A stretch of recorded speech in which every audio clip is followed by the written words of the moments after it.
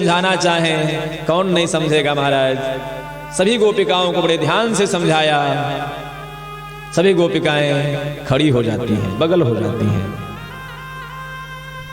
और आगे बढ़ते हैं। रास्ते में श्री राधिका रानी खड़ी हुई है महाराज। कन्हैया ने जब श्री राधिका जी को देखा, रथ से नीचे उतर करके श्री राधिका जी के पास गए। कन्हैया ने कहा, राधे तुम रास्ते में किस कारण से रुकी हो, क्या प्रयोजन है?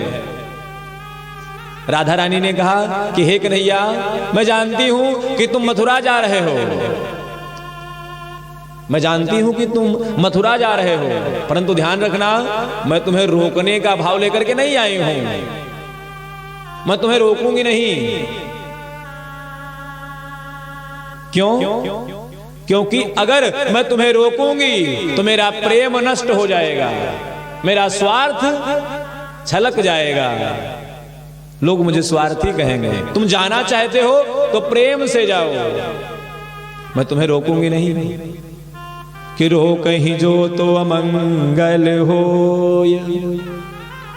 हे कन्हैया, अगर मैं तुम्हें रोकूंगी तो मेरे लिए अमंगल होगा, मेरा प्रेम नष्ट हो जाएगा। और हे कन्हैया, अगर मैं कहूंगी कि तुम चले जाओ तो प्रेम न से जो कहे प्रिय जाई। हे कन्हैया, अगर मैं कहूंगी कि तुम चले जाओ तो मेरा प्रेम नष्ट हो जाएगा, अगर रोकूंगी तो मेरा अमंगल होगा, अगर कहूंगी कि तुम चले जाओ तो मेरा प्रेम नष्ट हो जाएगा। हे कन्हैया, मैं तुमसे यह पूछना चाहती हूं कि जब कोई प्रियतम अपने प्रेमी को छोड़ करके जाता है तब उसे क्या कह करके विदा करना चाहिए? हे कन्हैया, मैं तुमसे यह पूछना चाहती हूं कि तुम ये बताओ कि मैं तुमको क्या कह करके विदा करूंगा, मैं तुमसे क्या कहूंगा? माया हित्यत मंगलम सखी बचे, माया हित्यत मंगलम रज सखे, स्नेहे नहीनम बचः।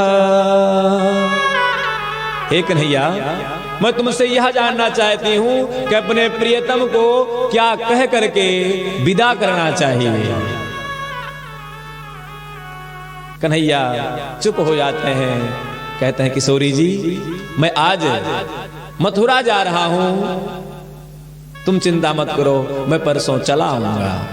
बंसी दे दिया श्री राधिका रानी को और आगे बढ़ गए महाराज। पीछे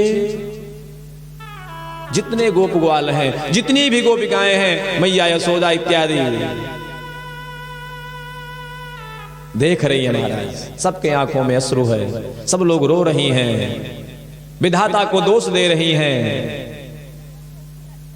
अपने लाज को, अपनी लज्जा का परित्याग करके गोविंद, दामोदर, माधव इत्यादि नामों को लेती हुई पुकारती हैं कि हे गोविंद, हे माधव,